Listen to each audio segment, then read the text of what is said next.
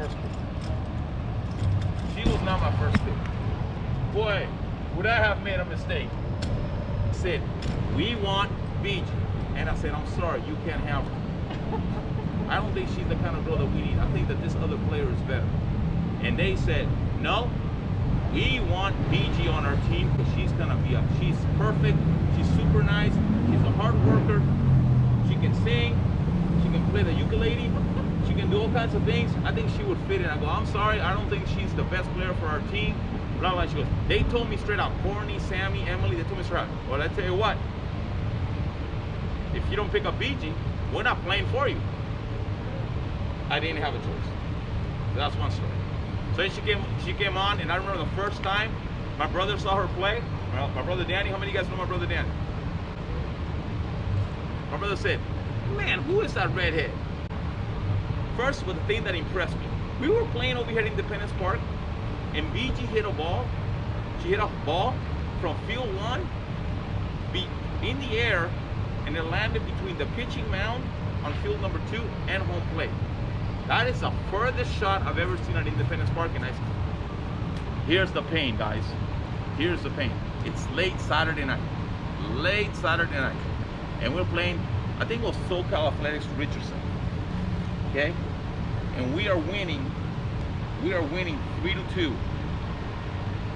And they have a runner on first base and a runner on second base, and there's 2 outs. And the girl hits the ball to BG in right field. And BG was an amazing outfielder. You don't remember? I am cringing internally because I sort of remember this, but... So then BG drops back. She drops back, and she's underneath the ball. And I'm saying, yeah, baby, we are in. We are so in. And all of a sudden, I see BG do this. She slips. Oh, yeah, I do remember that. And the ball drops, and they score 2 runs and we lose. And then I went out there to the outfield because I couldn't believe how could BG drop that ball. And I went out there, there was like a crate. It was like a drainage part of the field, and it was super, super muddy. And she stepped, and I didn't notice that the field was like that. She stepped, she planted, she was there to make the catch. She slipped. Can you imagine the luck of that team to beat us like that? That and the ground ball going underneath Emma's legs when she was playing shortstop for me are the 2 most painful moments of my coaching history, and I will never forget that for the rest of my life. Right? So then, interesting enough, I have an opportunity to see my daughter and BG compete against each other in college a number of times. Sometimes I couldn't be there, and her dad, Doug, would send me the information. What an experience for her to see her teammate compete against each other in college. So little did I know, like I don't know where you guys are gonna be in the future. Little did I know that when she was in high school playing with Sammy and Emily, that all 3 of them would be outstanding outfielders at the collegiate level in Division I. Okay, now I'm gonna go ahead and turn it over to Brianna Gwaltney, and she will talk to you about her experience more in detail. And I hope you guys have some questions for her, because she's taking her personal time to come out here and talk to you. You can talk to her about what it felt like to go back east, to do her undergraduate degree, to play professional softball in the Netherlands, to come back and go into medical school, and now what is she dealing with in terms of being a professional? Okay, what is she looking for? And how she's gonna give you guys some gifts. She's gonna give you guys some gifts, and I hope you listen with your eyes, right? And you take these gifts away with you, right? Dr. Brianna Gwaltney. Thank you. Hi, everybody. If at any point you can't hear me, I know it's so much harder now because you can't read my lips, so even if you could hear me, if you're missing something, don't be afraid to raise your hand. I'm perfectly happy repeating something. I hope that I can live up to all the hype. I played for Nemesis when I was in 16 and under for 2 years, and I was just talking to my parents before I came here that I have never had a team or a program change. I was not a student of the game. Like when he said that I was clumsy and I looked a little wonky, I was probably the same height as I am now and maybe like 5 sizes smaller. So I was like this long, lanky, spidery looking thing, and I had no coordination. I just had a little bit of athletic ability to kind of get me through. And Manny really made me a student of the game. I Like, I was the person that my dad would be standing in the outfield and be like, free, how many outs are there? And I'd be like, I don't know, I just watch what the catcher does and then I do that. I was terrible. I was really bad. But it really helped me to be on Nemesis. And I know that doing some of these types of things are not always the most fun, but I hope I can give you guys, whether or not it's just a little bit of life advice from the path that I've taken, or maybe some inspiration from the path that I've taken. I just hope that I'm able to do that. And I'm sorry if I get out of breath.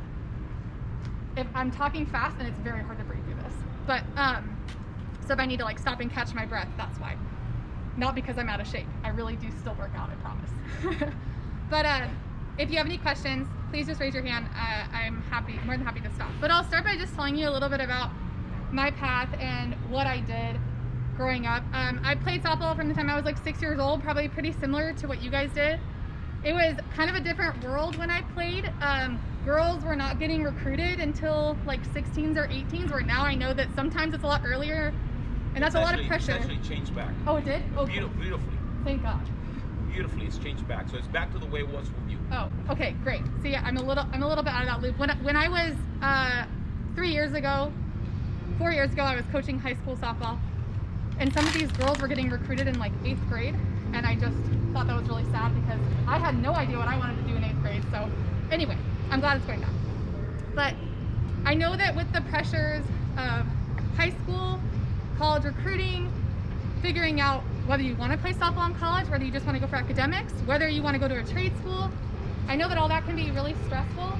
And so I just want to let you know that, at least in my life, trusting the process and trusting your gut has been so important.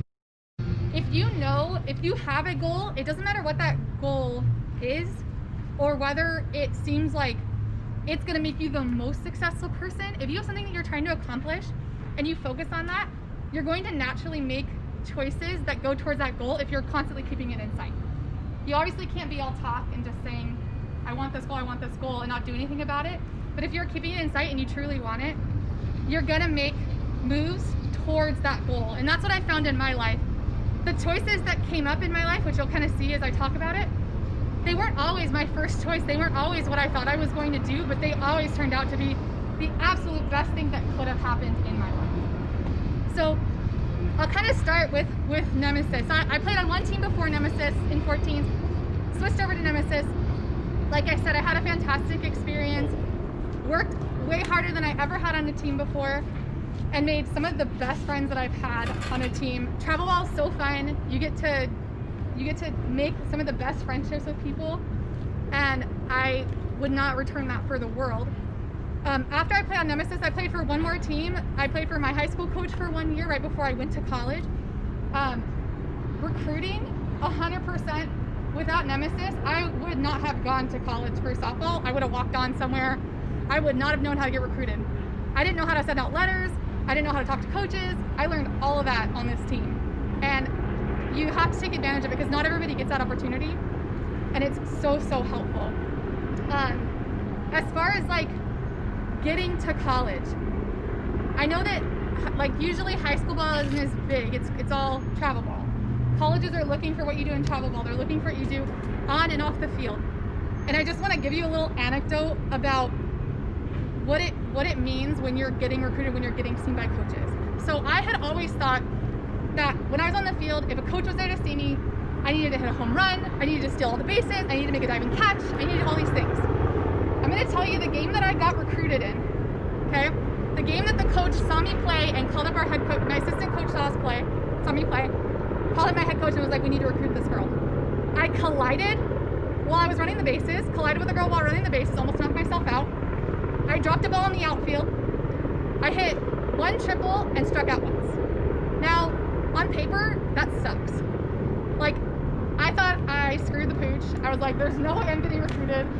I messed up, whatever. But my attitude on the field and the potential that she saw in me was what made her recruit me. So just know that you don't have to be perfect on the field every time. They're looking just as much at your attitude and how you deal with failure and your ability to be molded. A lot of these coaches, they're looking for, if you look like you have potential, that's what they want. Because most likely you're going to get there, they're going to change your swing, they're going to change the way you feel, they're going to change a lot of stuff that you're already doing. At least that's the experience of myself and a lot of my friends that went to college. So know that you don't have to be perfect. You just need to show your work ethic. You need to show your attitude, okay? But you do still need to put in the work to get there. They're going to be able to tell if you haven't been working out, if you are constantly fatigued, like your endurance is not there, your athleticism is not there. That is all a part of it, and they need to be able to see that you're the whole package, right? Just know that you don't have to make the perfect play every time. I think we put a lot of stress on ourselves when we're doing that. But like I said, I just kind of aside to that, I was terrible in high school ball until my senior year. I was so bad. I think that my sophomore year I batted a 122. Real bad. So softball in high school to me. Agree. You played basketball, right? Oh yeah, I played basketball too. Let's talk about that. Oh yeah. So when I was in high school, I played basketball and softball. I played varsity softball for 4 years, and I played varsity basketball for 2. Basketball was my second sport, so I kind of climbed the ranks there. I played fresh soft, then I played JV, then I played varsity for 2 years. I considered going to college at a D3 school for both, but then kind of felt more drawn to playing softball. And I actually was looking at only D2 and D3 schools for a little while. And then I had decided that I wanted to go to Cal Poly San Luis Obispo. So I was being recruited by Humboldt State, Cal Poly San Luis Obispo, and UCSD, okay? None of them could give me scholarships. They all just were like, yeah, you can come play for us, but we'll pay for your books. We can't do anything. And I was like, all right, I guess that's what I'm gonna do. And so I'm looking and looking, I decided I'm gonna go to Cal Poly San Luis Obispo. And my coach at the time, I told him, I'm gonna verbal to Cal Poly. I had been to their camp, I liked the campus, all this stuff, I'm gonna verbal to Cal Poly. And he goes, no, wait 1 week. I have another coach that might come see you. So I'm like, okay, I trusted them. Wait 1 week, and the next week is when UNC Charlotte came out, saw me play that game, like I said, wasn't my best game, and I got 85%.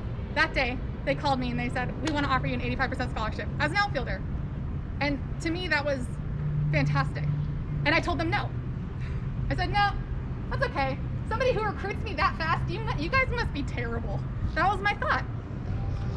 And I was just so naive at the time. I had no idea. I was like, I don't want to go outside of California. Like, who's UNC Charlotte? Who is that? I was like, I don't want to go outside of California. I'm not going to do that. It's not UCLA. Yeah. And I was like, oh, Cal Poly, that's right down the road. I can still come home, do my laundry. I can do all these things. And then my mom goes, well, why don't you at least Google the school? I looked at 3 pictures and called the coach and I was like, is that spot still open? The campus was gorgeous. Absolutely incredible. And at this point I'm like, all right, you know what? I'm gonna give it a chance. I went out on an unofficial visit first. So, or an official visit at this point. So I went out on an official visit. I stayed out there for 3-4 days with my dad. After 2 days of being there, I knew. And it was a gut feeling. And I hope that all of you guys get a chance to go and visit campuses if you haven't already. And to trust that gut feeling. Because I think that talking to the coaches, talking to the players, and walking around campus and being able to picture yourself there is so, so important. So those of you who are looking to get recruited for softball, when you go to these official visits, when you're talking to coaches, especially if it's out of state, ask them what they do for holidays when girls can't go home. Ask them what the girls do in their off time. Ask them what they do to support you do they offer free tutoring? Do they offer, can you access the gym in off hours? Can you do all these things? All these things are so important to your lifestyle when you are at that school. And I can tell you from experience of going out of state, maybe it's not for everybody, but it was hands down the best thing I ever did. Saying no to the California schools and moving out of state, I was such a homebody. It was hands down the best thing that I ever did for myself. Not even having the option to go home on weekends was amazing. Because I had to go out and do stuff with friends. I had to integrate myself. I had to go to that thing on campus to get free t-shirts. I had to go do all those things, and it is what made college so much more enjoyable for me while I was there. And once you get there, it's one of the biggest commitments that you will make in your life. So you have to ask yourself as a softball player and as a person if that's the right choice for you. Because if it's not, it's a lot of time and a lot of work that you have to put in to make sure that you're staying at your top level to be on that team. Is it worth it? Heck yeah. You have a built-in community, a built-in family while you're there. You don't have to go to all these different things to try. You will make friends in your classes, but like, you have that built-in community. So if that's something you want to do, just know that there's a lot of effort that goes into it. It doesn't come easy. You have to keep your heart and soul in it. And I had some friends who their heart and soul wasn't in it, and they just did it because they thought it was what they were supposed to do, and they didn't make it all 4 years. They ended up going home or being stuck. All of a sudden they had the scholarship and now they don't. So you have to know that that's what you want. And it doesn't have to be what you want. But let me tell you, if it's even kind of what you want, it is the most amazing experience. My best friends in the whole world are the girls from my team. Like, hands down. College softball is really, really amazing. But a day in the life of a college softball player, you're waking up, you're going to weights, you're going to class all day, you have your mandatory study hall hours, then you're going to practice, then you're going home and you're studying. Like, that's during the week. And you have to have that self-discipline. And if you don't start that now, it's a lot harder to get it when you get there. So Dr. BG, I tell them all the time, I said, the reason why do you want to go to college? And they give me all kinds of things like get an education. And what I tell them is, it's simple, it's 3 letters. What are the 3 letters? You guys don't remember? Fun. And let's put that with capital letters and underline it. Yep. It is fun. And what do I compare it to? Disneyland. Heck yeah. It's like 100 times more fun than Disneyland on any given day. Yes. So why do you want to work hard now? Because you want to have more fun later. You want to go to Disneyland 100 times each day. Is that how much fun it is? Yes. Because that's what you guys tell me. Because I'm not a girl and I don't play college softball.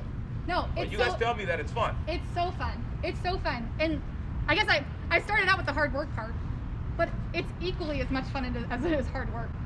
And I mean, I can't even tell you how, like, traveling with your team, hanging out with your team, living with your team, whatever, you're living with your best friends, you're hanging out with your best friends all the time. And your parents aren't there. It's so much fun. Like, you get all this freedom, you get to figure out who you are as a person, and you get to do it with girls who have the same passion as you, have the same drive as you, and want the same things.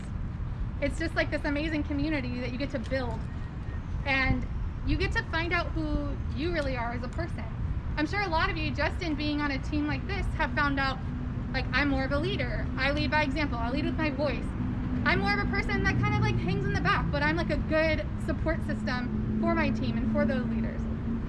And you figure that out even more when you go to college. But you're on your own, right? Like, you have that support system of your team, but you're the one in the end that has to make the decisions about what you put in your body, how you work out, how hard you work out, how much time you put in, how much time you put into your schooling on top of softball. You will have time. There's limitations on how much you can practice. Like, the NCAA makes limitations. So especially in women's sports, they're a lot better about abiding by those. So they leave you enough time to get your schooling done, to do all of that. And if you go to a school that really cares about your academics, which you should, if a coach tells you that they don't care about your academics, do not go to that school. Because as much as I wish that we could go and make a ton of money playing pro softball, we're not like men's basketball and football, where some of them, it really didn't matter for them, even though I think school is super important for everybody, but they were going pro. They weren't even staying at school for more than a year. They're going straight to pro. We can't do that. We need our education. If you're going to play and get your education, it is super, super important. And you have to make sure that you're in it for that too. So if your coach is not willing to support you in that, that's a super important component. Do you guys have any questions before I kind of like move out of the college softball? Do you guys have any questions about recruiting, about the college softball experience, about anything college related or getting there? Do I count? Yeah. Because, this is the first time that I, other than hug, maybe when you played Sammy, So do you know that the coaches called me to get a scouting report on you? Hmm. Did you know that? No, but my coaches asked me about Sammy. There you go. I'm like, she's a lefty, but she's not a slapper. I was like, she will hit the ball over your head. I was like, we're not playing slapper defense. No slapper defense. So they asked me about BG, and I said, well, BG is BG. I wouldn't pitch her if the game's on the line. It's that simple. Walk her. But then you got to be careful because she's fast and she'll steal on you too. So you broke your senior year. You broke the home run record, right? Yeah, I broke the home run record, single season in career, and the career RBI record. The last year were you all conference player? So my junior and senior year, my freshman and sophomore, I made like second team, and then my junior and senior year, I made first team all conference. Our senior year was not great. Like we didn't even get to go to the postseason in my senior year, which was really devastating. Like imagine playing 4 years and it all sort of supposed to lead up to something, and we didn't even make it to the postseason. It was one of my best seasons personally, but we had no pitching at all. We would score like 8 runs and lose 14-8.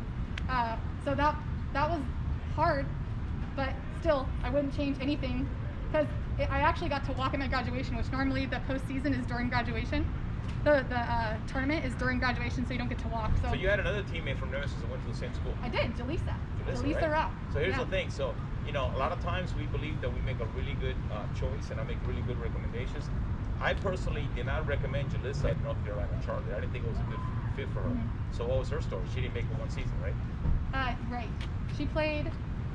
She came out, was a fantastic player, but she didn't put the time in academically, and she didn't ask for help.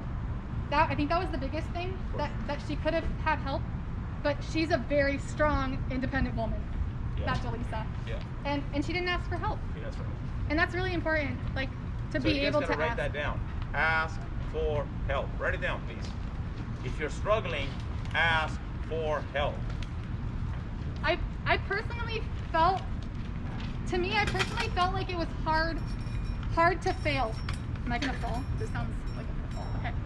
I felt like it was hard to fail because nobody there wants you to fail, right? The coaches don't want you to fail. Your teachers don't want you to fail. So if you ask for help, they're gonna provide it. Really, really, and it shows humility. I think one of my teachers actually in my doctorate program talked to us about the difference between knowing. It's like when you know what you're good at, that's great. When you know what you know, it's awesome. When you know what you don't know, that's even better. When you don't know what you don't know, that's when you get into trouble. So being self-aware and being willing to ask about things that you don't know, and knowing that no question is a stupid question, because if you hold this question that you're perceiving as stupid in your head, and then it keeps going, people just keep assuming that you know it, and then you get deeper and deeper and deeper into a hole because now things are building upon that question, but you're not able to build because you don't have the foundation. Then asking that question a month later is going to be even worse. So ask it right away. And just know that you're going to be better off. And if people around you think it's a dumb question, who cares? If they're being judgmental because you're asking questions, that's their problem. They're probably self-conscious about themselves, and that's why they're judging you. So just know that no question's a stupid question, and it's really important to ask it when you need to. If you know that you don't know it because you weren't listening, make that clear. That's something that I found, is that if somebody is like, I'm so sorry, I was not listening, I need you to repeat that. Versus asking me a question about something I literally just said. I was an elementary school PE teacher for a while, and if a kid asked me something that I literally just said, that would make me so upset. But if they ask a clarification question, or if they're like, I wasn't listening, I need you to say that again, then I would repeat it. Just be honest. But yeah, hopefully that answered. I went a little off there, but oh, that's good stuff. they answered. Did Nemesis Elite prepare you for some college softball? Did you find that you knew that you were ready or above the level of the girls that were there? Were you ready? Did you understand the game? Oh yeah. Like I said, it made me a student of the game so much more than I had been before. And when I switched teams, the team that I switched to did not improve my level of play. It was literally for ease. They played right next to my. I was driving 40 minutes to come to practice, and I switched to play for my high school coach. So it's ease of access, and my level of play did not necessarily increase from that. I learned a lot, like all my skill level, my base running abilities, my Base recruiting. running? Are we talking base running here? Because that's like my pet peeve, right? Base running mistakes, right? I became a good base runner because of Nemesis, for sure, 100%. And not just and Sandy and Charles, right? So it's not just me. It's Coach Sandy and Coach Charles. You know those plays that we call Sandy, Charles, Manny? Charles was an awesome coach, right? And Sandy knows a lot about softball. So you guys have to, when Sandy starts coming around, you want to talk to Sandy all the time about, well, what do I need to do, right? So that's one question.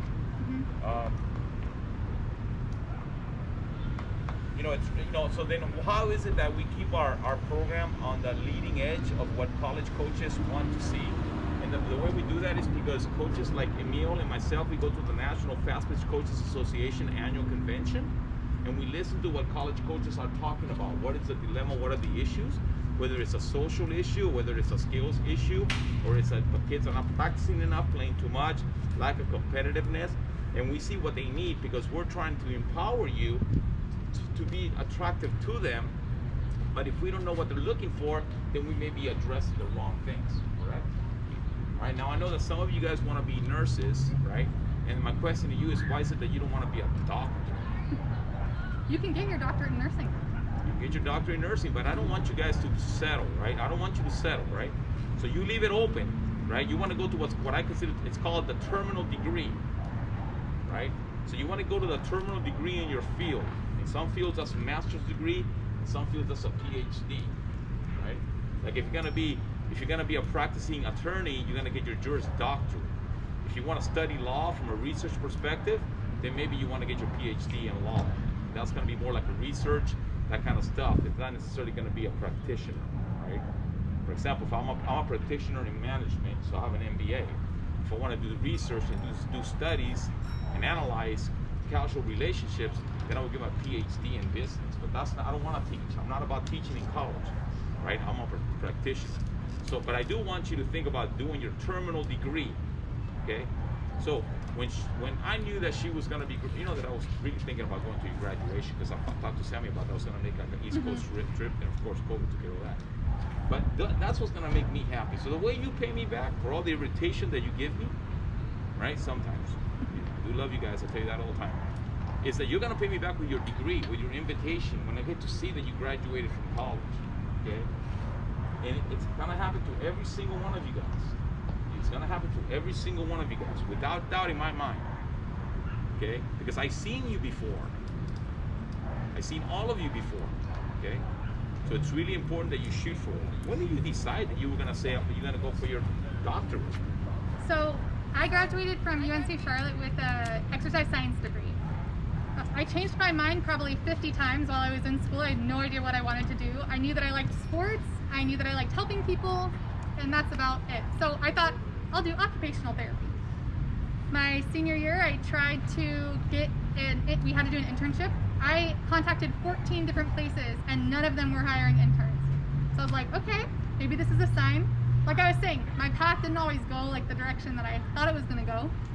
And I decided to do public health. So I did a public health internship, loved it. Then I found out that you have to write grants for public health, and I was like, nope, I don't want to do that. I want to write grants. I just want to help people. So I worked retail. I graduated. Oh, actually, that's not true. I graduated, and I didn't have a job because I decided that I wanted to go play softball internationally. So I don't know how many of you guys have heard, I don't know how many of you guys have actually heard that this is an option, but I had a teammate that went and played in Germany as a pitcher. Right after she graduated, she went and played for like 4 months over in Germany and had a fantastic time. She got paid to play. It's pro ball over there. And so I found this international softball website. I put my stats up, I put my resume up, and I had a team called the Centrals in the Netherlands. And so I played that. I'll come back to that since that's not, I want to go back to the doctorate. But that's why I didn't have a job plan right after I finished school because I was going to play there. When I came back, I just worked retail. I was like, I have no idea what I want to do. Just gonna work retail, maybe take my GRE to go get my master's in public health or something. And then I went into strength conditioning. I randomly got a call. The NCAA has a whole website where you can put your resume up. And I got a call from a company and they're like, hey, we saw your resume on the NCAA website. We only hire college athletes, which is surprisingly more common than not. And I can tell you that every interview I've ever done, they've asked me about it. Even when I worked in a restaurant, they asked me about it. Wait. What was that? I need you guys to listen to this very carefully. So the company said that they only hire college athletes? Yes. What I'll tell you guys, it is the best line item on your resume that you'll ever have. Because every interview ends up being what? You play Division I softball? Yeah. You play college softball? Mm-hmm. Companies love athletes, team players. Why? You're a team player. You know how to deal with adversity. You're not gonna pout when the coach sits you down and you don't get to go to that important meeting. You know how to deal with strong bosses other than your parents. I'm not an easy boss, right? Sometimes. Oh, I'm not an easy boss. don't let them think that I'm not soft, right? Yeah. So, you know, you learn skills that other players, other young ladies that don't have that experience just do not have an opportunity to develop that growth, right? That ability. So, if a lot of times I sit across the desk when I'm interviewing people and I get to make the hiring decision. And you know what I look for? There are two characteristics that I'm really interested in.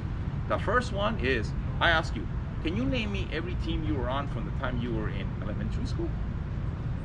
And I want to hear that they played Little League. I want to hear that. I want to hear team. And I don't care what team it be. It could be advanced underwater basketball. But if you were part of a team, I want to know about it, right? No matter where it was. And so then if you tell me that you played college football or you played high school basketball or hockey or whatever, right? You automatically going to go top to the line because you showed that you can be part of a team. And the other one that I look for is for military experience. If you have military experience, you're part of a team. You learn how to you learn how to disagree and commit. You learn how to disagree and commit. You disagree with your head coach's decision that you're not starting today. Did the coach ever sit you down in college? No, I started. Every game? So you didn't go through that. Did I ever sit you down? No. I never got upset at you? No. Not that I remember. That was a long time ago. I think I sat you down a couple times. Yeah, I was going to say, no, I don't remember. That was a really long time ago. I might have blocked it out. But that's basically what you got to do. You got to commit. You Yes. got to commit to the coach's decision, and you got to continue. So you disagree with the decision, but you commit and you continue, right? I got in trouble a couple times. So yeah, I've sat down with my coach a couple times because I got in trouble. Got in Just trouble? not for non-softball related Of course, but reasons. being a college kid, be normal. But that's really important for you guys to understand. So why do you want to play college? Why do you want to be on a team? Why do you want to play travel ball? Why do you want to play for your high school team? Why do you want to play college softball? Because you want to hear yes. You want doors to open for you, and you want to hear the word yes. We want you to be part of our team, right? That's a very important point that Dr. BG is making. So great job. Keep going. Yeah. So How did you decide? What made you decide to go for you? Right. So then, getting back to that, I worked as a strength conditioning coach for 2 years, and I realized that I really liked more of the rehab portion. I had an athlete who was a softball player, and her senior year she tore her ACL, and she had already committed to Ohio State. And my job was to make it so that when she went to school in the summer to start working out, that she could jump. That was my job, and I absolutely loved it. I was going under the guidance of her physical therapy and then integrating some of the strength conditioning principles that I knew from school and from all of my certificates that I had received after school. And I was like, I know this is what I want to do. As much as I love strength conditioning, I didn't like the sales aspect of it. With every job that you do, I don't know how many of you guys have part-time jobs now. I know things are so busy that most young athletes don't have part-time jobs, but if you do, I'm sure that there's things you like and you don't like, and as you get older and you have different jobs, you will realize with each job what you like and you don't like. I knew I loved working with people. I loved making them better, whether it was athletically or just like managing an injury, but I hated the sales portion. So I figured out, okay, what does that look like for me? And it was physical therapy. So I still needed to get prerequisites. I went back to school. I was working full time. I would go to school. I took a 7 a.m. class, would go to school from 7 a.m. to 9 a.m. Then I would go to work from 11 a.m. to 8 p.m. and then I'd go home and study. And I did that for 2 years, getting all my prerequisites for my PT degree. Even though though I had a lot of them with exercise science, there were still some that I didn't know I needed because I didn't know I was going to go do PT. I applied to 14 different schools. Those of you guys who want to become physical therapists, the application process is extremely competitive. And I had a lot of people kind of scare me saying, oh, I applied to 20 schools, I applied to 25 schools, all these things. So I applied to 14 different schools and I got into 3. I had average grades in undergrad, but at the time I didn't know I was going to grad school. So I think in hindsight, I kind of wish that I would have put a little bit more effort. So you were going with a C's get degrees model? More like B's. B's? A couple of C's, but I didn't think that the C's were that big of a deal. Come to find out, a lot of grad schools will actually look at your cumulative undergraduate GPA. And that can't be changed after you graduate. What you can change a lot of times is your prerequisite GPA. So the classes that are specifically going towards that master's degree or that doctorate, but you can't change what you've already done in undergrad. That GPA stays the same. So if you even kind of want to go get your master's, your GPA is important. It's really important. When I went to Boston University, I worked as our admissions, I was a tour guide and I answered admissions emails, or admissions ambassador. And I can't tell you how many times I had these people that were like, they'd been out of undergrad for 10 years and all of they'd gotten A+ in all their prerequisites after undergrad, but because their undergrad GPA was so low, we couldn't admit them. And that's such a bummer, just because they didn't take it as seriously as they should have at the time. Because like Manny said, college is really fun, and it's really easy to let that fun take over. You have to live a balanced lifestyle, and you have to know that your education is still super important. So this is what we send them to college with. We send them with a plan. What is it that you do on Mondays? School and softball. What is it that you do on Tuesday? Louder, please. What is it that you do on Wednesday? Louder. What is it that you do on Thursday? What is it that you do on Friday? School and party. You got a party on Friday, right, BG? Woo! Look, Friday comes, you get your school done, and you gotta go party. Now, of course, you gotta party. COVID safety, right? And what do you do on Saturday? What do you do on Saturday? Recovery and laundry. And what else? Call mom and dad. That's the plan. And what do you do on Sundays? All day in the library preparing for the next week, and then repeat. In college, we had practice at like 1 or 2. You work your classes around. You get to register first as an athlete, so you get to put your classes around your practice schedule. I'd be done at like 2 or 3 p.m. So at first I was like, I have so much free time. Yeah. But if you stay on it, you can have a lot of free time. If you stay on top of your studies, you can have a lot of free time to do if you like art, or if you like to just read for pleasure instead of having to read all the time for school, things like that. And then on the weekends, you get to go party. You get to go out and explore the city, the new city that you live in. If you don't like to party, that is fine. You can do whatever you want, but you get to go enjoy your time. You get to enjoy the college life. Yes. Whatever that means. You could be plays, it could be a basketball, it could just be the football team on Saturday, it could be whatever. Yeah. But that only happens after you do the work. So you have to say no Monday, Tuesday, and Wednesday to that guy that calls, hey, you want to go get some coffee? Or whatever. You got to say no, not on Wednesday, but on Friday. What do we do on Friday? We go have fun because the work is done, right? You enjoy the work and you have that balance. If you're studying all the time, that's not good for you, right? No. But you have to be disciplined. You need time management, you need that discipline. What else do I have? All right, so you want to know what my frustration is? What? Okay, like we use Google Calendar extensively, and on Tuesday and Thursday, you know, we have a workout routine that they're supposed to do, the one that you used to do, the dumbbell complex. I taught you that, but I have like a warm-up routine. It takes about 30 to 45 minutes, right? It's a closed circuit work with dumbbells, grip strength. It is designed for softball players, and it can be boring because it's the same routine over and over. So I'm working with Courtney, so she maybe might do like an online one, because you know she does wellness for Samsung, right? So that's a field she does. But BG, they don't do it. They don't do it. They don't do it. They don't take the gift that I'm giving them, right? And they don't do it. I can put the table out there, I can serve the table, but they don't come and eat the food. They don't do it, right? And if they do it, and And you know what? It's not because I don't, I try to set the example. I send them pictures of me working out at the gym all the time. And they don't understand how big of a difference that makes in their softball and your overall health and your overall just confidence in general. So we talk about three things, right? So our Nemesis girls, right? What we're looking for is to help you become what? Strong, smart, and beautiful. Right? So, hey, there it is. Strong, get them weights. Smart, hit the books. And beautiful, it automatically follows. Automatically follows. So, BG, I need you to talk about nutrition and strength training and how important it is. Because we're not going to change everybody's minds here. Some of you guys are going to say whatever.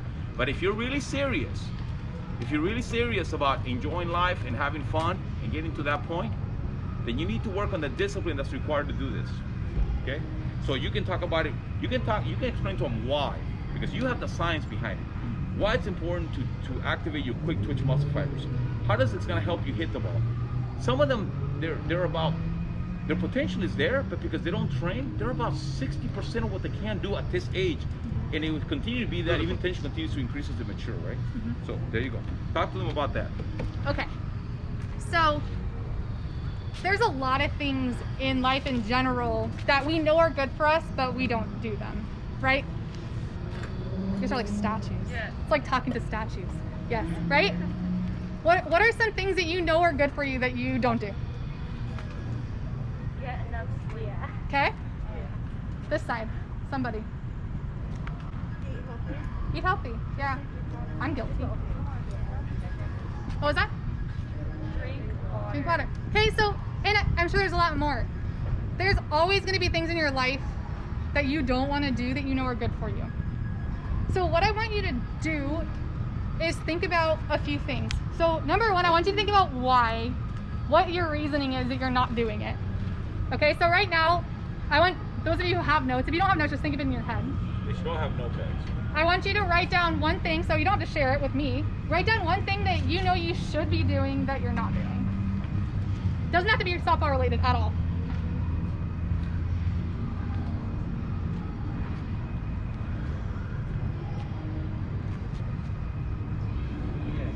Okay, now I want you to write down below it the reason that you think that you don't do it. A lot of times we don't think about that. Why don't you do it?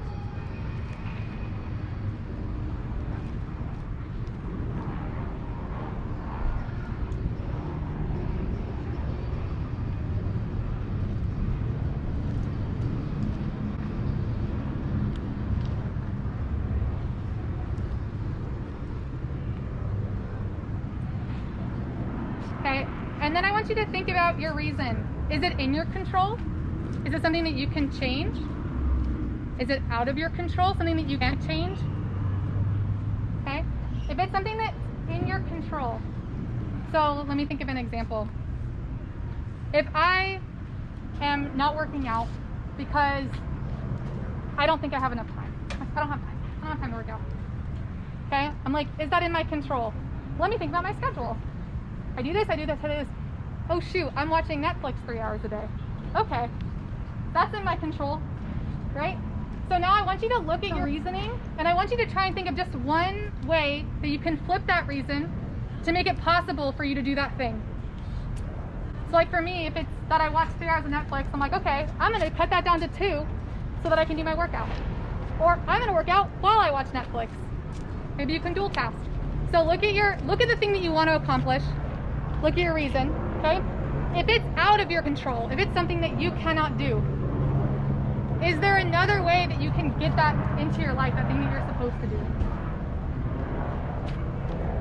Okay? Was anybody able to solve it? Or was anybody enlightened by their reasons that they hadn't thought about before? Or are we all very self-aware? Oh, okay. All enlightened already. They were talking about how you have your past self, your present self, and your future self. Okay? Your present self is very nitpicky. It doesn't want to do anything. It wants to take the path of least resistance, which I'm sure you guys can all attest to. If you're really, really tired, but you need to go do your homework, or you need to go do a workout, or you need to eat a salad. When you're super tired, your body's like, I'm grabbing a bag of chips and I'm sitting on the couch. It takes the path of least resistance. So what you have to do is channel your future self and your past self. You have to look to your past self to go, last time I did this, did I feel good? Probably not. How did it feel afterward? Probably not great. And ask, will my future self be grateful that I did this? That was so, it's so simple, but that was so life-changing to me.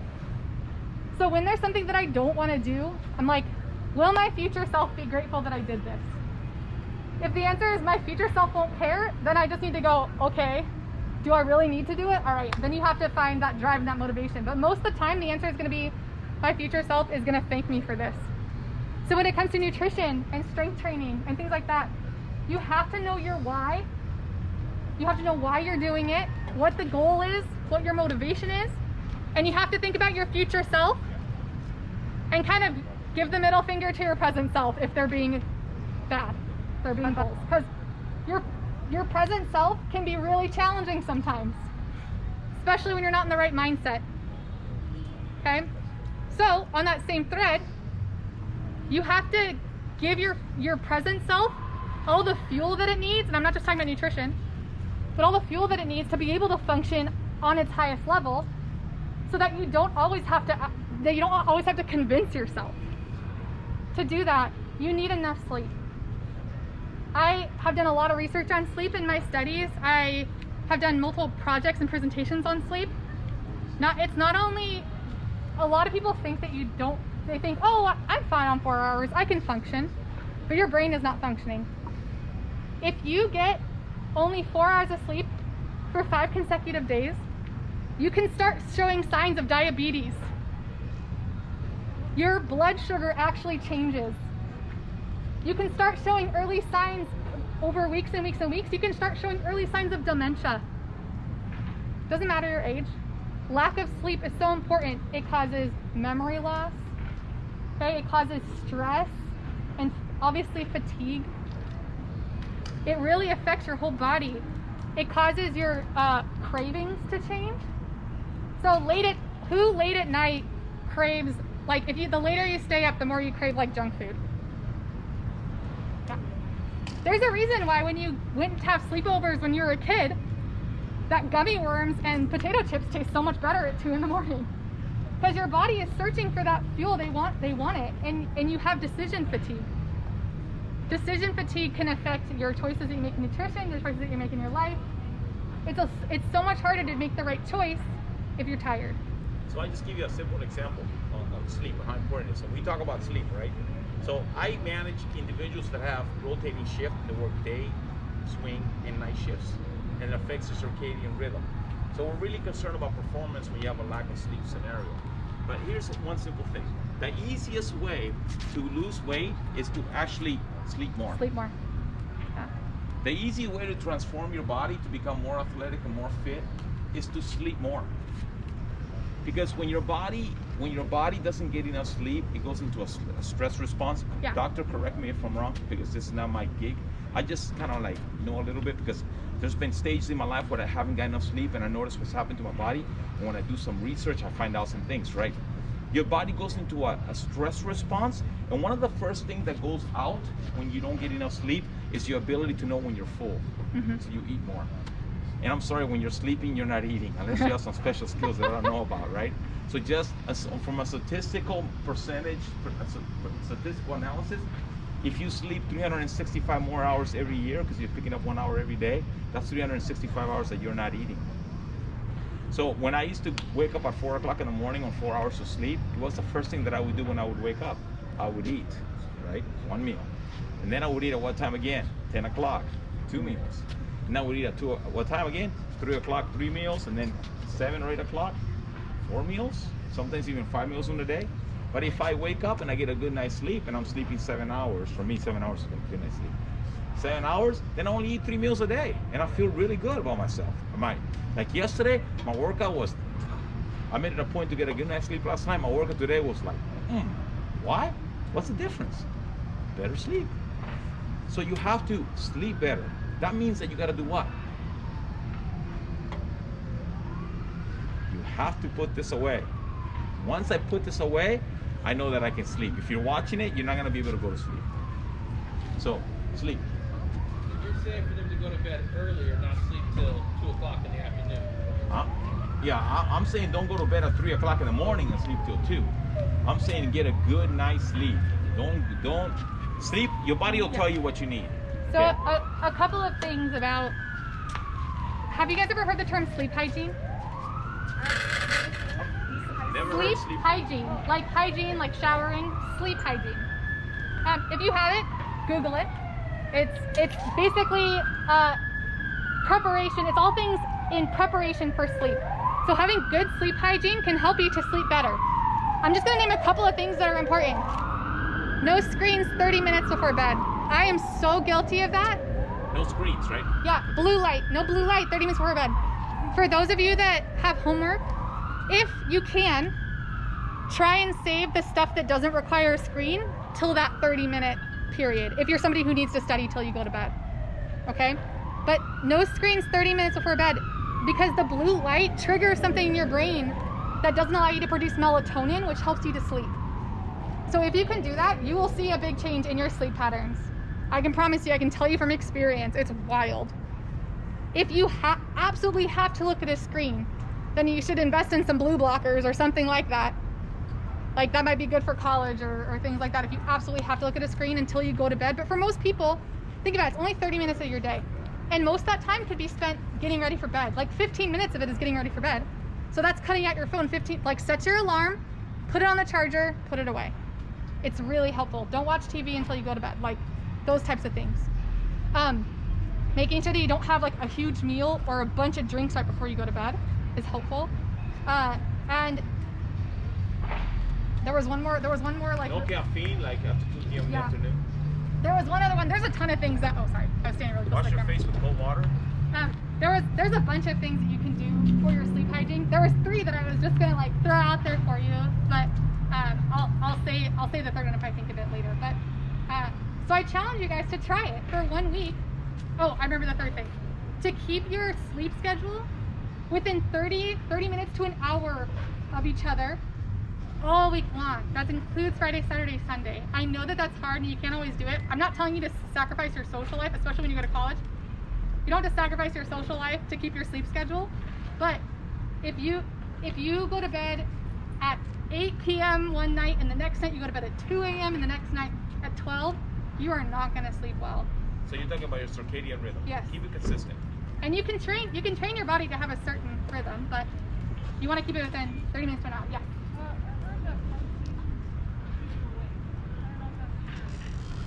So, What's your question? So the question was, she heard that protein could keep you awake.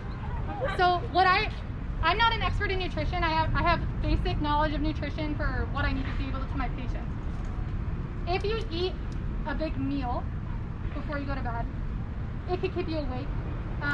If it's really high in protein is sometimes harder for your body to metabolize. And so I could see that might end up keeping you awake. I don't know any specific research on that, but it is possible. I would just say that if you are eating a meal, just try and eat it like 2 hours before bed, or at least an hour before bed, so that your body has time to start to digest before you're going to sleep. Yeah. Do you guys have any other questions about sleep before I kind of like go on to making sure that your present self can make good decisions? Good sound too. Like some music that, like for me, Rolling Thunder, it just like knocks me out like a baby. I meditate before I go to bed. That's how I fall asleep every night. I listen to sleep meditation. Because my brain races. If you can tell by how quickly I talk, that's like my brain times 12. As soon as my head hits the pillow, it's like having its own conversation. It's really fun. So, getting good sleep. Eating the right food. So there is research on certain foods that help your brain to function properly. One of those things is highly refined sugars and like white carbs, things that really spike your blood sugar, brain fog all day. So making sure that you're having whole grains, fiber, fruits, veggies, like all of those things are super important for your brain function, not just your body. Like you want to feel good. It's not about weight. It's not about looking cute. It's about feeling good.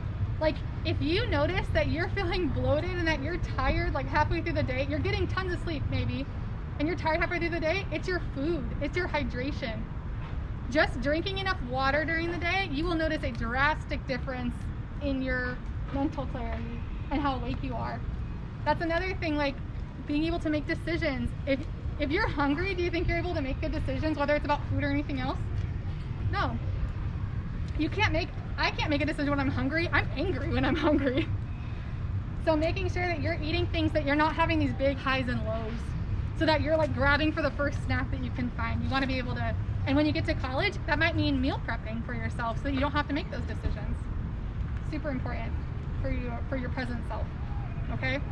And then the last thing is your exercise, right? So you're getting fitness in softball, but softball is not the most fitness intense sport. You get to stand there a lot of the time. Granted, you're in an athletic position, but for the most part, it's not like basketball or soccer where you're running the whole time. And getting your strength training in so that you have muscle mass is important for long-term health, because the more muscle mass you have, the higher your resting metabolic rate is. Does anybody know what that is? Do you guys know it? You guys have heard the word metabolism? Yeah, I know about my set point. Like if I'm working out and I'm getting enough sleep, I can eat all day long and I won't gain weight or lose weight. Yeah. So your metabolism, it's your body making energy. Your resting metabolic rate is, if you were to lay down all day, it's how many calories you would burn. Okay, you don't do anything. It's just your body naturally uses calories. Your brain uses calories. Your heart uses calories, like what your body uses. The more muscle mass that you have, the higher your metabolic rate is. So the more muscles that you have, the longer you can maintain your fitness and your health. And that's not only going to help you with your mental clarity, but it's going to help you with your softball abilities, being able to be stronger, to be faster, especially with power, doing power stuff. Your ability, like if you're doing the sleeping well, the eating well, this is just the cherry on top, okay? Being able to have that physical capability, okay? And the aerobic portion is just as important. The exercise, the nutrition, it's not only going to make you the best softball player that you've ever been, you're gonna be the best person that you've ever been. You're gonna feel more confident in yourself, your body's gonna feel better, you're gonna feel more awake, you're gonna feel like you can accomplish more. And that alone, I think, is worth doing all of those things, whether or not it has anything to do with softball. And there's research behind all of those things. And I think that's what the coolest thing is. I'm a big science person. I like things that have research behind them. And so, not that you don't ever do anything that doesn't have research, because sometimes there's none of it yet, or there's not the funding behind the research, but there's research behind all of those things that they help you in all aspects of your life. So if you can do those things, the rest will come. Like, build the foundation. Build the foundation. And the rest, it's a pyramid of hierarchy. And those are very basic levels that you can build upon. So if you want to be the most efficient and effective person that you can be, it is critical. It is critical, right, that you think about what Dr. Brianna Gwaltney is telling you, right, and incorporate those things into your daily routines. For some of you, it may be that you have to lose some weight. For some of you, it may mean that you have to increase your legs muscle. You have to increase your leg size or your density, okay? So nutrition is key. You're not going to get stronger if you do not consume enough protein. So you have to become educated. And there's a saying in sports that you cannot outrun your mouth. You cannot exercise enough to lose weight if you don't watch what you're eating. And it's really simple. You are not, remember when I banned sodas for you guys? Look, you are not allowed to drink sodas on Nemesis Elite. You are not allowed to drink Gatorade unless it is extremely hot. If you're gonna drink Gatorade, it's gotta be a 50-50 mixed with water. You drink water. You are not allowed on Nemesis to drink orange juice, you eat an orange. You are not allowed to drink apple juice, you eat an apple. So substitute the things that are high in sugar and no good for you with something that is healthy. Consume anything that you can eat at home. Concentrate on lean meats, vegetables. The more colors that you have on your plate, the better it's gonna be for you, right? Have a balance between protein, fats, and carbohydrates. Understand as an athlete, when should I eat complex carbohydrates, when should I eat simple carbohydrates? what is a good thing for me to eat? Eat like an Olympic athlete and the changes will come. Eat like an Olympic athlete. Sleep responsibly. Train like you mean it, and the changes are gonna come. The stronger athlete wins. You will play better as an athlete if you are stronger. You will be more explosive. You will be more available to your team and less susceptible to injury. Emotionally, you're gonna be more stable, right? Mentally, you're gonna be sharper and keener. All of these things happen because you take care of your body. But if you're eating potato chips and you're not moving, and you're not hydrating, and you're drinking sodas all day long, and you're not getting enough sleep, really? Your body is not gonna thank you for that. Your body is not gonna thank you for that. Okay? So I need my Nemesis girls to be strong. BG was very, very strong. She took the things that we worked on and she took it to heart and she worked on those things very, very well. Her whole team did. They limit. Okay, every once in a while they will sneak a soda. I'm not saying they don't go have, like if you go to a pizza place on a Saturday night with your family, yeah, by all means. I'm not saying be so draconian that you just eliminate all those things, but you need to train on a regular basis. You want to do better in school? Sleep better. Eat better. Exercise more, right? The science is there. Yep. Your brain will be sharper, right? It will. It feels, in the times in my life where I'm on top of all of that, I'm the best I've ever felt. If I go three days without exercising, all of a sudden I'm in like this huge depression. I'm like, It's like a funk, huh? I'm like, oh my gosh, I look terrible, I feel terrible, nobody likes me. And then my boyfriend will be like, when's the last time you worked out? And I'm like, oh yeah, okay. It's such a mood enhancer, huh? It's crazy. I literally will just go on a walk and I'm like, oh, I feel better. Why did I even think those things? It changes your brain chemistry. So just know that, I think that knowing that your body is a gift that you have been given and you have the ability to use it. You guys are strong, you guys are athletic, you have the ability to use this tool to make yourself better, which is so freaking cool. And we have the ability to change our minds with our body. Like, what? Maybe I'm like nerd out about that, but I think it's so amazing that you can do that. That I can go, if I sprinted down there and came back, I would feel invigorated. I can't because, flip-flops, but you can do that. You can change your brain with your body. And that's amazing. Is it true that all redheads are fast? Yes. It's like flames. Flames, right? Yeah. It's right. BG is very fast. Very fast. I used to be. I don't think I'm very fast anymore. Yeah, but I raced my brother the other day and I wasn't very fast. Very fast. Okay, so the other thing is timing, right? Talk to me about a female athlete when they're like 13, 14, 15. Anybody here 16? 16. Who's 13 here? 13, 14, raise your hand if you're 14. Right? Here's what I understand, because I had 3 daughters and a lot of softball call them daughters. So I had to learn a lot about female biology. And I read some interesting things from like Stanford University about training female athletes versus male athletes. How prime are they right now to really increase bone density through resistance training? Do you know anything about that? Little.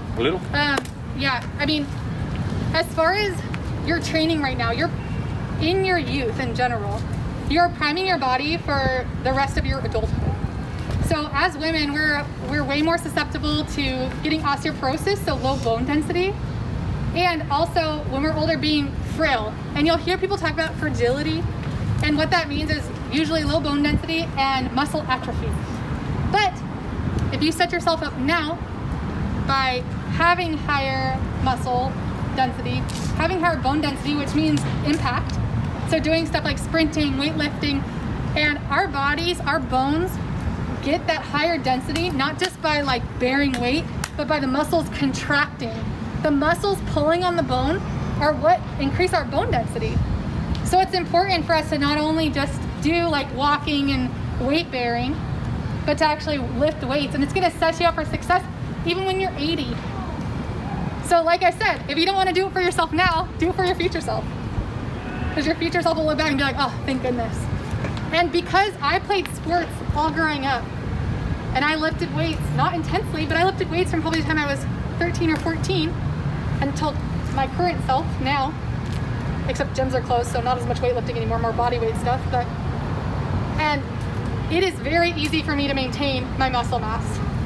I cannot work out for like a couple of weeks and still be strong, or I cannot do weightlifting. I can just do body weight stuff and yoga, and I will still be strong. Okay, can you talk about that? How do you build a muscle fiber, and why is it that it never really goes away? Can you talk about that kinesiology in that aspect? So with your muscle fibers, when you're training, you're creating little micro tears. That's the soreness that you feel. You're basically damaging your muscle a little bit, and it's building back up on top of each other. So your muscles, when you don't train, can become smaller, right? You can get atrophy, which is your muscles shrinking when you're not using them, because they're not getting the tearing, they're not building back up. Because as you're growing and your body is going, your cells are constantly changing and overturning, okay? But when you already have that muscle mass, it's gonna function better, okay? Your body is going to, like I said, your metabolic rate increases, so you're gonna be burning calories just standing there. It's gonna be healthier for you. But as far as like, I don't know the exact physiology behind like, Well, here's what I know. Why we maintain our muscle mass for a long period of time. So you need to exercise and have the micro tears to encourage your body to build the muscle cells, right? To develop muscle cells. When you develop the muscle cells, what is it that you end up doing? You end up getting what? You end up getting stronger, right? So you end up getting stronger. But once you build that muscle cell, the muscle cell, once you build it, once you grow it, it never really goes away. Now it can atrophy, but it never goes away. So then what happens when you have like an athlete like BG, like Dr. BG, even though she may not exercise for a while, when she returns back, the muscle memory is there. The muscle cells are already there, they're just small. So then all of a sudden they blow up. And what do they blow up with usually with? A lot of water, right? A lot of water, okay? So, you know, the water content in your body has to do a lot with your fat percentage. The more muscle that you have, muscles carry a lot of water, okay? Muscles carry a lot of water. So a person that has muscle, okay, is going to be heavier, but at the same time, they're gonna look what? Skinnier. They're gonna look tighter, right? A person who's not working out and doesn't have the muscle fiber that they want, they're gonna look bigger and lighter. So I've heard everything from young ladies. Coach Manny, I don't want to lift weights because I don't want to look like a man. You want to look like a man. It's not going to happen. I mean, I've heard it all. I'm not going to say everything that I've heard, okay? Because I hear some really interesting concepts about that. Bottom line is, there is nothing wrong with a woman, a young lady, being strong. It is a good thing. It's very attractive, it's very strong, and it delivers a very positive message, okay? A very positive message. So start lifting weights, start sleeping, start eating right, okay? It makes a huge difference in everything you do. Yeah. Okay? Yeah. Okay, I think we covered it all. Do you guys have any questions about anything? I didn't really touch on physical therapy, like my path to physical therapy, but if anybody's thinking about that, does anybody have any questions about that? So if I have like my left knee is hurting me? Yeah. So if I go see you, do I get a deal? No. No friends and family discounts. So what's the deal? What's wrong with me? It hurts like right here. Is it old man-itis? No. You probably either have a little bit of weakness in your hip or your calf, or lack of range of motion in your hip or your ankle. Okay, so then my back was hurting me. Check this out. This is important to know. You got to ask the doctor. My back was hurting. I went to the doctor, and the doctor said, your hip flexors are weak. So here's the thing. My back was killing me, guys. Back here was killing me. I started doing hip flexor exercises. Guess what? Freaking gone. Magic. Huh? Magic. I would do magic. That's really what my profession is. I'm a magician. Wow. So hang on a second. So what hurts here, right? You fix here. So what are the overuse injuries that they're susceptible to? What can we do to make sure that we balance that out? So what I've seen is most common in female athletes, especially overhead athletes, shoulder injuries. That's just an overhead thing. And then anterior knee. So like the front of your knee, which I had problems with that. I know a lot of other people have problems with that. A lot of times what happens is that female athletes, for some reason, as women, our hamstrings are not built up the same. So a lot of times we have glute and hamstring weakness. So glutes, your butt muscles, hamstrings, the muscles on the back of your leg. And then we also, especially with sprinters, you girls who are like super fast and are running a lot, we get hip flexor tightness, okay? both of those things, the things that are around your hips, affect the front of the knee a lot. You get quad domination, so these big muscles start pulling on the front of your knee. So things that you can do for that, those of you who have, obviously I haven't like looked at your knee, so everybody's different. But a lot of times what you need is some quad stretching, some hip stretching, and strengthening your hip and your butt muscles. I can almost guarantee that a lot of you guys who just have like that little bit of front knee pain, that would be helpful. It might not completely solve it, because obviously I haven't seen like your entire body mechanics. That's a big one. For the shoulder, this is a lot of torque. This is not a natural body motion for your arm. Okay, doing rotator cuff, so these little muscles that hold your shoulder in place. This joint, so it's a ball and socket joint. Those of you who have taken anatomy or physiology, it's like this, right? But it is very incongruent. It does not fit very well. So it is held in place by those muscles. Doing this all the time, over and over again, it is not how those muscles are supposed to work. So what you need to do for preventative measures is to build up the rotator cuff, doing the external rotation, internal rotation, stretching. So a big thing with overhead athletes is that we have way less internal rotation, so this way, on our throwing side. So for me, this side, that side. And I guarantee you that a lot of you guys have the same thing. Look at the difference. That's my mobility. Because during the time that I played softball, yeah, this gets so tight that you don't have that mobility.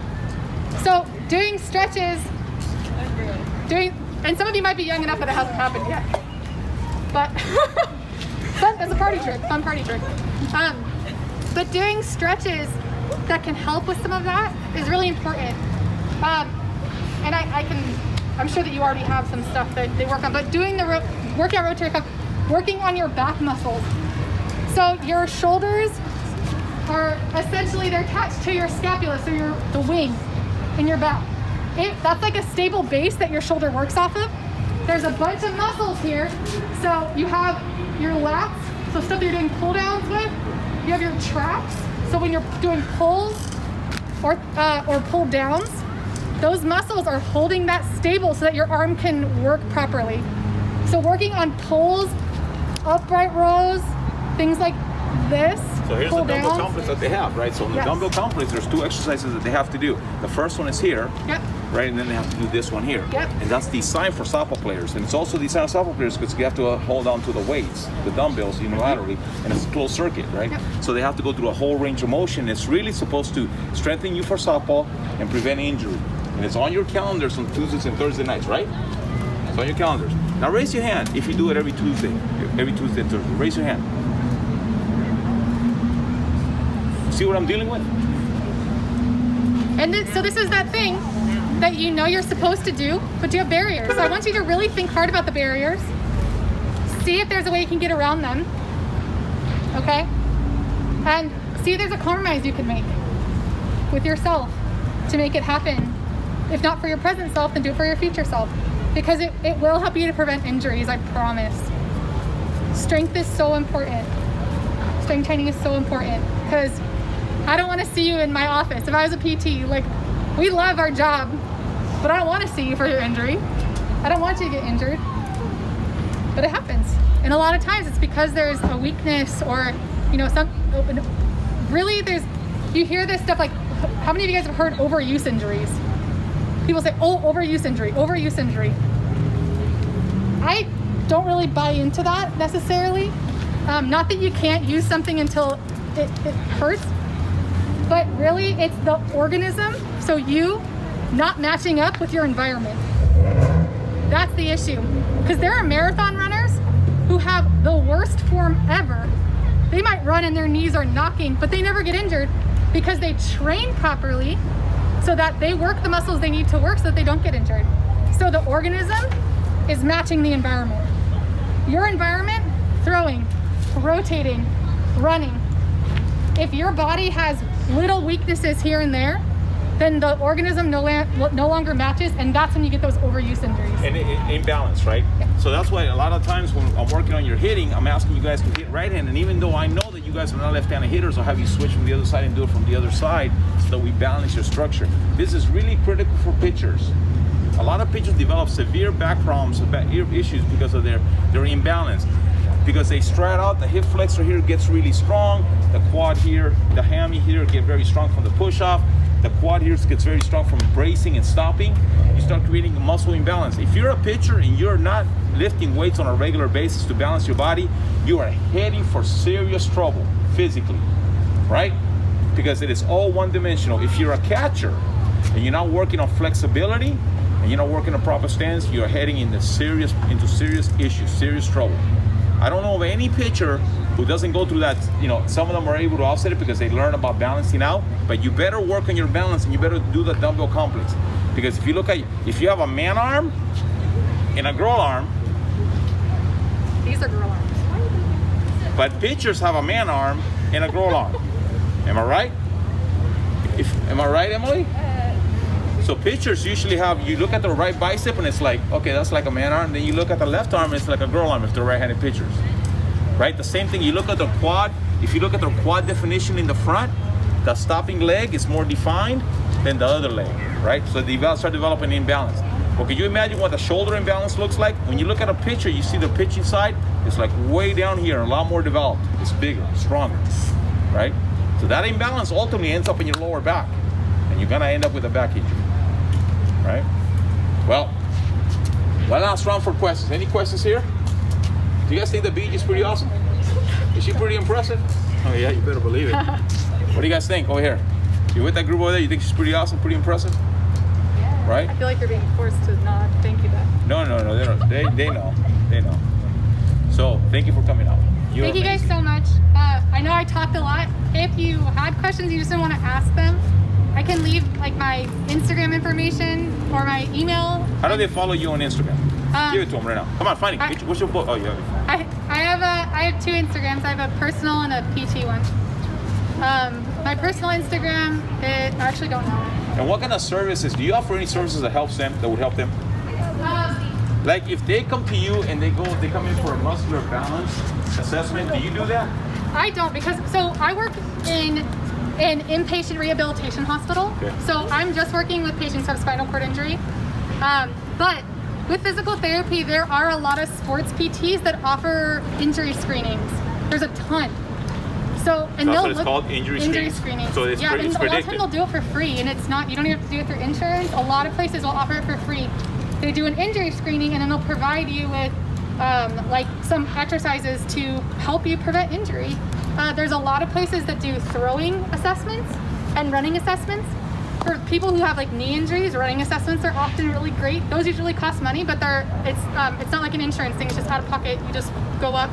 I worked with a physical therapist a couple summers ago who used to do running assessments, and they were so in depth, and it was really cool. And he also did throwing assessments for little league pitchers, but you can find it for softball too. So that resource is out there for you. Anything else? Thank you so much. You're Yes, an amazing and speaker. I can Very thank- proud of you. Very proud of you. Very proud of you. All right, so now Please feel free to reach out to me. I'm happy to answer questions about anything that I talked about today, or if you just want to know more about really anything about my experience, I'm super happy to chat with you about it. All right, thank you guys. Thank you.